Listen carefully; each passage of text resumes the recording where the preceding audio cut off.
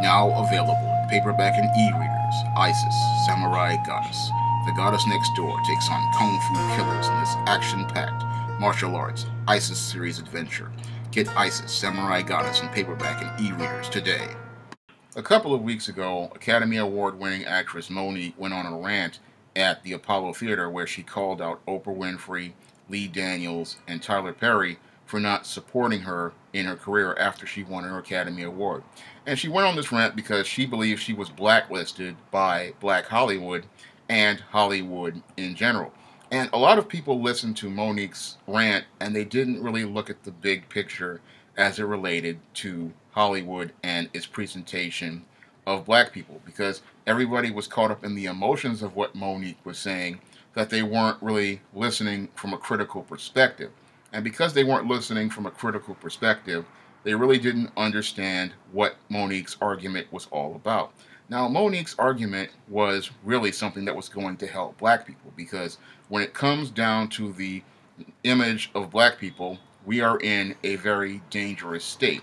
When it comes down to the image of black people, the image of black people is controlled by a gang of four in Hollywood. And this gang of four is Oprah Winfrey, Lee Daniels, Tyler Perry, and Shonda Rhimes. And because they control the money in Black Hollywood, they control the media in Black Hollywood. And because they control the media in Black Hollywood, they control the narrative of Black Hollywood. And if you don't fit into their narrative like Monique does, what happens is they make efforts to pretty much blacklist you.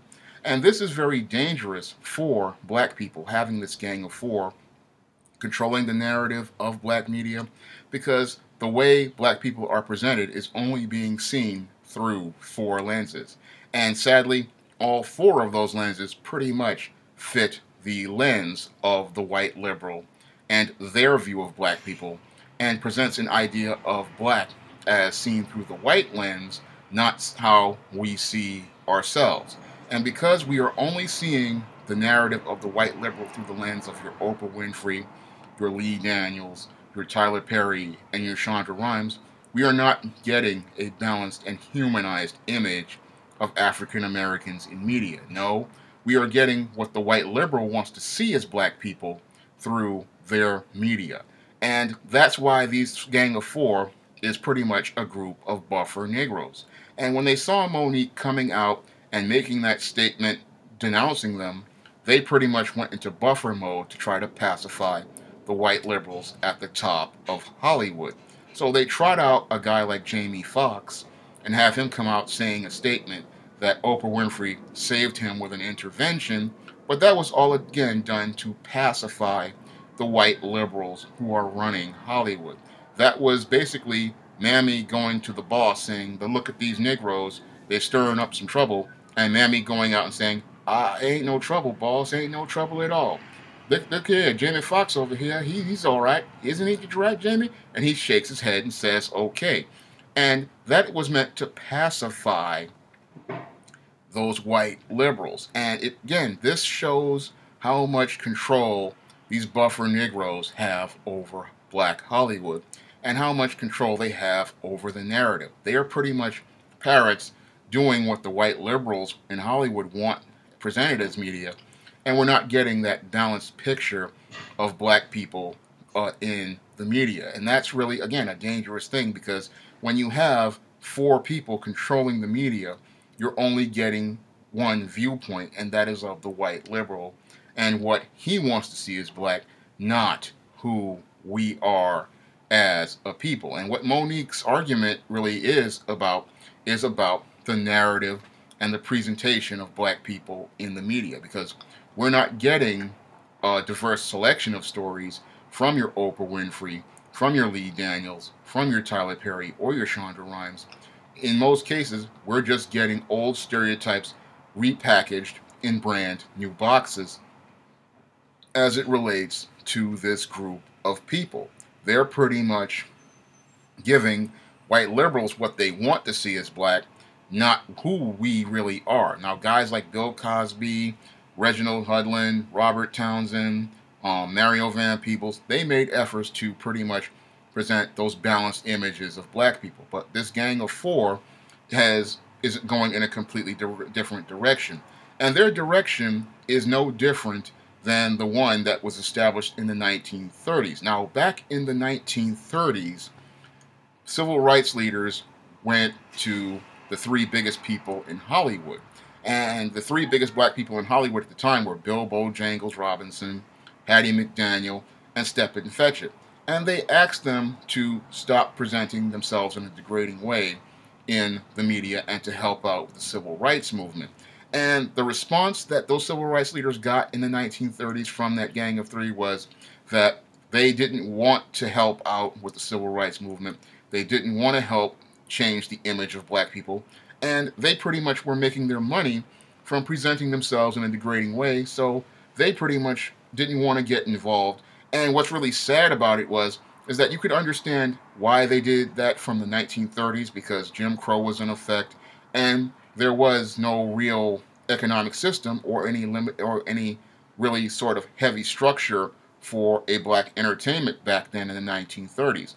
However, here in 2017, we have three of the most powerful, or four of the most powerful black people, and they're sitting there and they're going along right along with the white liberals, just like those three blacks did in the 1930s, pushing the exact same narrative that those Jews in Hollywood pushed in the 1930s, right now in the 2017. And that's what's really sad, looking at this gang of four: Oprah Winfrey, Lee Daniels, Tyler Perry, and Shonda Rhimes. They are no different than your Hattie McDaniel, your Stephen Fetchit, or your Bill Bojangles Robinson. All they are yes men for white liberals today, in the same way that Bojangles Robinson, Hattie McDaniel, and Stephen Fetchit were in the 1930s. And that's really sad because it shows us how things have pretty much regressed as it relates to black Hollywood. Black Hollywood these days is in the worst shape it's been since the 1930s. That's why we see so many minstrel shows on the air, such as Empire, Scandal, and even reality shows like Your Bachelorette, or movies like Your Precious, Your Monsters Ball, because the people who control the media pretty much want to push a narrative for white liberals at the expense of the black community. They're not about trying to diversify the black image, balance the black image, or humanize the black image. They're all about trying to please and appease white liberals and present them with their image of black, not who we really are. And that's the scariest thing about this, is that this is the argument black people need to be having with Hollywood in general as it relates to the black image. But we can't have that argument because we have this group of buffer Negroes pretty much telling their white slave masters everything is all right, when everything is not all right. Monique pretty much was just the tip of the iceberg as it relates to issues in black Hollywood, because when it comes down to black Hollywood, there are serious issues that need to be addressed. And that issue that Monique had about being blacklisted, again, that was just the tip of the iceberg. She wanted to have more serious roles. And black Hollywood really needs to make efforts to try to expand itself outside of its box, which has pretty much become biopics or relationship movies or thrillers or hood movies. It's just a box, and we're not really expanding anything, and nothing is really growing, and many of our actors are pretty much stagnating due to this gang of four suppressing black Hollywood. Because what's going on right now is that thanks to this gang of four, black Hollywood has been suppressed. And we've got the same old 40 and 50-year-old actors getting roles almost every year. A lot of the young talent, like guys like Evan Ross and many others, aren't getting any type of quality material to work with. And they're not getting any exposure in the media because the gang of four only wants to push the people of their generation who are getting older with each passing day. They don't want to push any original or new concepts as it relates to film, or original concepts as relates to story. And that's why we're getting the same old stories over and over again. And when it comes down to things like trying to cast people for different types of roles, which is what Monique was trying to go for, and try to leading roles, we don't get to see that again because the gang of four pretty much suppresses Black Hollywood and only pushes one or two type of stories instead of trying to show a different array and a range of stories that give us a broader and bigger picture of Black life and the Black experience on screen and Black culture on screen. No, we can't get that because the Gang of Four pretty much suppresses the narrative of the Black community and tries to focus it through the lens of the white liberal and tell his ideas and his story of Black, not our story of Black.